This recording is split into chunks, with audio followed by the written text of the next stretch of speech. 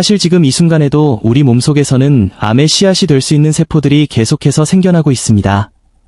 스스로 건강하다고 믿고 있는 여러분의 몸속에서도 매일 셀 수 없을 만큼 많은 세포가 복제 과정에서 오류를 일으키며 암으로 발전할 위험을 지닌 돌연변이 세포로 만들어지고 있습니다. 그런데 놀랍게도 대부분의 사람들은 실제로 암에 걸리지 않습니다. 그렇다면 왜 어떤 사람은 평생 건강하게 살아가는데 어떤 사람은 병으로 쓰러지게 되는 것일까요? 그 운명을 가르는 결정적인 차이는 바로 면역력에 있습니다. 더 정확히 말하자면 우리 몸을 끊임없이 순찰하고 있는 면역세포들이 제 역할을 제대로 수행하고 있는지 여부에 달려 있습니다. 보통 우리의 면역 시스템은 상상 이상으로 정교하게 작동합니다. 몸속에서 작은 오류가 발생한 세포가 나타나면 면역세포들은 그것을 하나하나 찾아내어 조용히 제거합니다. 마치 대형 공장의 엄격한 품질 검사 라인처럼 불량품이 시장에 나가기 전에 미리 걸러내는 것과 같은 원리입니다. 덕분에 우리 몸에서는 매일 수없이 많은 돌연변이 세포가 생겨나지만 대부분은 문제를 일으키지 못한 채 사라집니다. 그러나 문제가 시작되는 순간이 있습니다. 바로 이 면역세포들의 힘이 약해질 때입니다. 지속적인 스트레스와 만성적인 수면 부족, 그리고 불규칙한 생활 습관이 겹치면 몸속을 순찰하던 면역세포들이 서서히 지치기 시작합니다. 그 결과 원래라면 제거되었어야 할 비정상, 세포 일부가 살아남게 됩니다. 그리고 바로 그때 또 하나의 조건이 겹치면 상황은 완전히 달라집니다. 특정한 영양소가 몸속에 과도하게 공급될 때입니다. 살아남은 세포들은 우리가 매일 먹는 어떤 물질을 연료로 삼아 폭발적인 속도로 늘어나기 시작합니다. 이것이 바로 암이 시작되는 과정입니다. 본격적인 이야기에 들어가기 전에 한 가지 중요한 사실을 먼저 말씀드리고 싶습니다. 암은 단순히 유전이나 운으로만 결정되는 질병이 아닙니다. 우리가 매일 입에 넣는 음식이 암세포를 살릴 수도 있고 반대로 굶겨 약하게 만들 수도 있습니다. 진료실에서 환자들이 가장 많이 묻는 질문이 있습니다. 그렇다면 도대체 무엇을 먹어야 합니까? 라는 질문입니다. 흥미로운 사실은 실제로 많은 의사들이 자신의 건강을 위해 먹는 음식이 사람들이 흔히 상상하는 건강 식과는 조금 다를 수 있다는 점입니다. 암세포를 약하게 만들기 위해서는 먼저 적이 무엇을 먹고 자라는지 알아야 합니다. 세포는 무엇을 에너지로 사용하며 성장할까요? 그 답은 매우 단순합니다. 바로 당입니다. 암세포는 유난히 달콤한 것을 좋아합니다. 몸속에 당이 넘쳐나는 환경은 암세포에게 마치 무제한 뷔페에 들어온 것과 같은 상황입니다. 그들은 기회를 얻은 듯 빠르게 증식하며 몸에 영양을 빼앗아갑니다. 지금 우리의 식탁을 한번 떠올려 보십시오. 아침에는 달콤한 잼을 바른 토스트와 커피, 점심에는 우동이나 파스타, 혹은 흰쌀밥, 저녁에는 달콤하고 짭짤한 양념이 들어간 반찬과 후식 디저트가 이어집니다. 이러한 음식들은 몸속에 들어오면 결국 포도당으로 바뀝니다. 다시 말해 이 모든 것이 암세포에게는 최고의 식사가 되는 셈입니다. 여기에는 또 하나의 무서운 메커니즘이 숨어 있습니다. 탄수화물을 많이 섭취하여 혈당이 올라가면 우리 몸은 이를 조절하기 위해 인슐린이라는 호르몬을 분비합니다. 인슐린은 원래 세포에 에너지를 전달하는 매우 중요한 역할을 하지만 암세포는 이 시스템을 교묘하게 이용합니다. 인슐린이 보내는 성장하라는 신호를 이용해 스스로를 더 빠르게 키워버리는 것입니다. 그래서 당을 줄인다는 것은 단순한 다이어트가 아닙니다. 그것은 암세포의 식탁을 치워버리는 것과 같은 의미입니다. 가끔 단식을 하면 암이 좋아진다는 이야기를 들어본 적이 있을 것입니다. 이 말이 완전히 틀린 것은 아닙니다. 정상세포는 잠시 에너지가 부족한 상황을 어느 정도 견딜 수 있습니다. 하지만 빠른 속도로 증식하려는 암세포는 에너지 공급이 끊기면 마치 포위된 군대처럼 점점 약해지게 됩니다. 어떤 분들은 이렇게 말합니다. 저는 단 음식을 먹지 않습니다. 그러나 여기에는 큰 함정이 있습니다.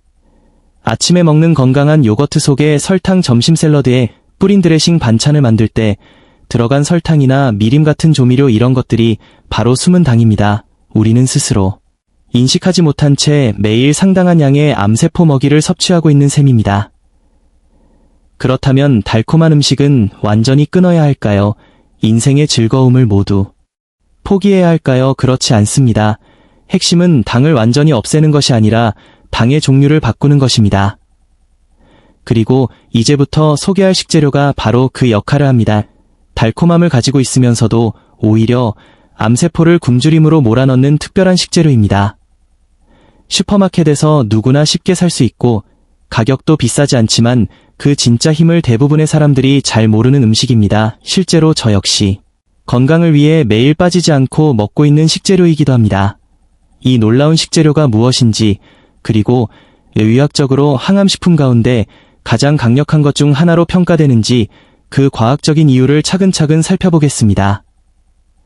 암세포를 약하게 만든다는 것은 무조건 먹지 않는다는 뜻이 아닙니다. 핵심은 먹는 방법과 선택을 바꾸는 것입니다.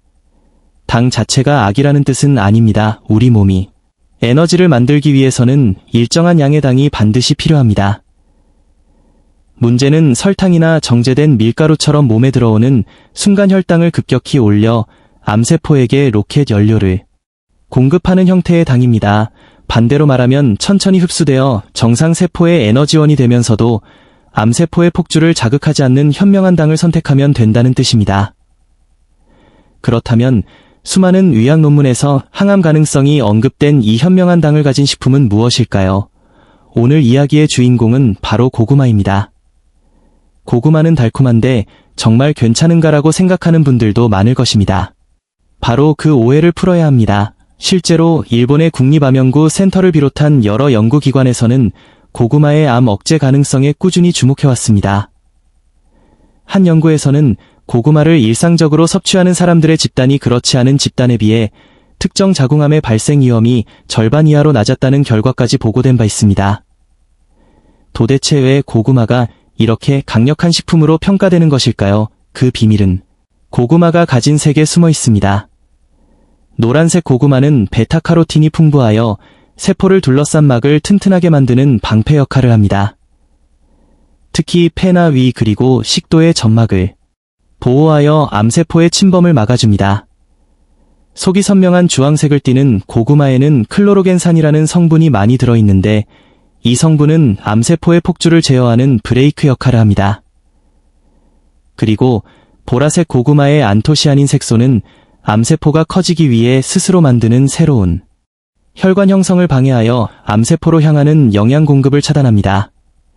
고구마는 감자나 흰쌀밥보다 훨씬 많은 식이섬유를 함유하고 있어 당의 흡수를 천천히 진행시킵니다. 그 결과 인슐린이 과도하게 분비되는 일이 줄어들고 암세포가 좋아하는 혈당 스파이크 현상이 발생하기 어렵습니다. 여기에 더해 고구마는 우리 몸의 자연살해세포인 NK세포를 활성화시키는 힘도 가지고 있습니다. 특정 식물성 화합물이 NK세포의 활성을 30% 이상 높였다는 실험 결과도 보고된 바 있습니다. 고구마는 분명 강력한 주인공이지만 그 힘을 최대한 끌어내기 위해서는 함께 싸울 동료가 필요합니다. 바로 브로콜리와 양배추입니다. 브로콜리의 풍부한 설포라판은 우리 몸의 해독 효소 스위치를 강제로 켜서 발암물질을 밖으로 배출하는 강력한 청소부 역할을 합니다. 다만 브로콜리를 너무 오래 삶으면 항암 성분이 파괴되므로 짧은 시간 동안 찌거나 전자레인지를 활용해 살짝 익혀 먹는 것이 가장 좋습니다. 마지막 퍼즐 조각인 양배추의 인돌 3카비놀은 호르몬 균형을 조절하여 호르몬 의존성암을 예방하는 정화 장치 역할을 합니다. 고구마, 브로콜리, 양배추 이 세 가지가 함께 작용하면 철벽 같은 항암 삼각 구조가 만들어집니다. 복잡한 요리법 대신 접시, 한쪽에 찐 고구마와 브로콜리, 그리고 양배추를 곁들인 항암 원플레이트를 실천해 보십시오. 드레싱은 달콤한 제품 대신 올리브유와 레몬즙을 사용하면 영양 흡수율을 더욱 높일 수 있습니다. 채소를 갈아 주스로 마시는 것보다 직접 씹어 먹는 것이 혈당 스파이크를 막고 입안의 항암 효소를 활용하는 데 훨씬 효과적입니다. 또한 고구마를 조리할 때는 군고구마보다는 찌거나 삶는 방식을 선택하고 항산화 물질이 집중된 껍질째 먹는 원칙을 지키시기 바랍니다. 건강한 식사의 가장 중요한 원칙은 완벽함에 집착하지 않는 것입니다. 음식 하나하나를 두려워하며 스스로를 몰아붙이는 스트레스야말로 면역세포를 약하게 만드는 가장 큰 원인이 될 수 있습니다. 일주일이나 한 달이라는 긴 흐름 속에서 전체적으로 균형을 맞추며 맛있게 즐기는 것이 중요합니다. 여기에 깊은 수면과 가벼운 운동을 더한다면 우리 몸의 자연스러운 회복력은 더욱 극대화될 것입니다. 인간의 몸은 스스로를 치유하는 놀라운 능력을 갖추고 있습니다. 우리가 해야 할 일은 그 힘이 온전히 작동할 수 있도록 환경을 만들어주는 것뿐입니다. 오늘 이야기한 고구마와 브로콜리, 양배추가 여러분의 든든한 조력자가 되어줄 것입니다. 매일의 식사가 두려움이 아닌 희망이 되기를 진심으로 응원합니다.